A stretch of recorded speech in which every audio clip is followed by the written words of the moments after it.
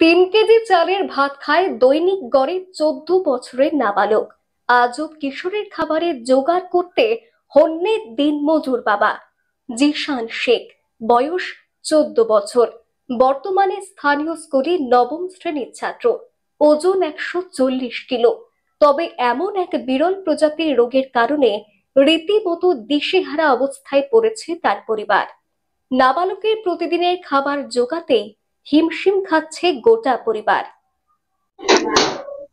বাচ্চাটা নিয়ে সমস্যা বলতে, ও বাবা তো আপনার শিক্ষিত মানুষ, BA complete, BA graduation complete আছে। তারপরে ধরুন পশ্চিমবঙ্গের যা বেকার সমস্যা বুঝলেন, এই বেকার সমস্যাতে এখন ওই কাঠ মিলে একটা দিনমজুরে কাজ করে। এখন এর যা খাবার দাবারের চাহিদা, ওর বাবার পক্ষে দেওয়া সম্ভব হচ্ছে না। হ্যাঁ, মাছ মাংস ছাড়া কোনোদিন ভাত খাবে না।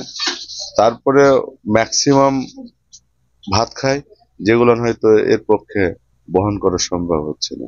দিন আনা দিন খাওয়া সামান্য রোজগারের দিনমজুর বাবা মুনসাদ আলী ইতিমধ্যেই ছেলের বিরল রোগে আক্রান্ত।